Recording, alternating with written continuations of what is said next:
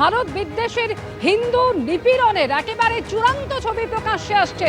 একের পর এক জায়গায় হিন্দুদের আক্রান্ত হতে হচ্ছে এবং অধিকাংশ ক্ষেত্রেই যে অভিযোগটা আসছে যে এই নিয়ে যখন প্রশাসনকে অভিযোগ জানানো হচ্ছে তাতেও কোনো লাভ হচ্ছে না। একের পর এক জায়গায় মৌলবাদীদের তাণ্ডব, হিন্দুদের মন্দির ভাঙচুর করা হয়েছে। পঞ্চগড় হোক কিংবা দোয়ারা বাজার, একাধিক জায়গায় একের পর এক হিন্দুদের বাড়িতে আগুন লাগিয়ে দেওয়া হচ্ছে, দোকানে ভাঙচুর করা হচ্ছে, লুটপাট চলছে, মন্দিরেও ভাঙচুর চলেছে।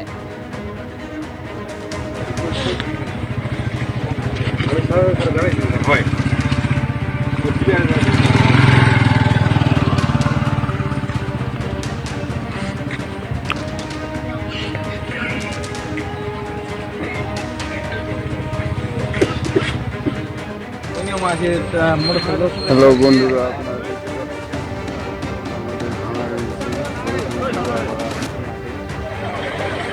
ইতিমধ্যে প্রশাসনের গাড়ি আসছে।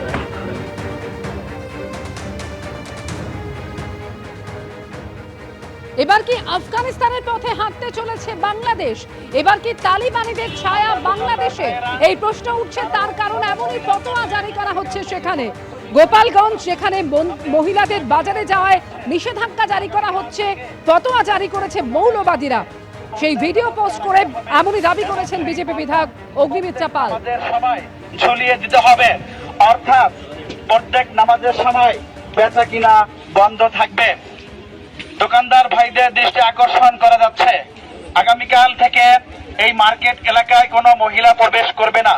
যদি কোনো মহিলা আসে, আমরা তাদেরকে সুন্দর করে বুঝিয়ে ফিরিয়ে দিব। তাদের কাছে আমরা কোনো কিছু কেনা বেচা করব না। সবাই দ্বীনি স্বার্থে নিজের আখেরাত গড়ার জন্য সেদিকে আমরা সজাগ দৃষ্টি রাখবো। এটা সাধারণ কোনো মেলা না, এটা হলো দ্বীনি মাহফিল, দ্বীনি মাহফিলের পরিবেশ। মাদ্রাসার এই ঘোষণা আমরা তাদেরকে শুনিয়ে দিব। এটা হলো একটি দ্বীনি পরিবেশ, দ্বীনি মাহফিল। এখানে আমরা সব অর্জনের জন্য, সব কামাই করার জন্য এসেছি। হ্যাঁ, আমাদের দুনিয়াবি ফায়দা হবে, বেচা কিনা করব, হালাল ব্যবসা করব, কিন্তু কোনো গুনাহের কাজে জড়ানো যাবে না। দোকানদার ভাই, বাংলাদেশে যেভাবে অশান্তি চলছে এবং যেভাবে হিন্দু ভাই বোনেদের মারা হচ্ছে, গতকাল একটি ভিডিও পেলাম, আমি টুইটও করেছি, যে বাজারে মৌলবাদী শক্তিরা তারা এসে বলছে, অ্যানাউন্স করছে যে কোনো মহিলা বাজারে বাজার করতে আসতে পারবে না।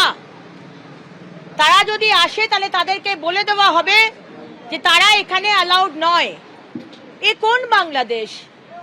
এই বাংলাদেশের জন্য ভারতবর্ষের 17,000 সৈনিক তারা প্রাণ দিয়েছিল মুক্তিযুদ্ধের সময়।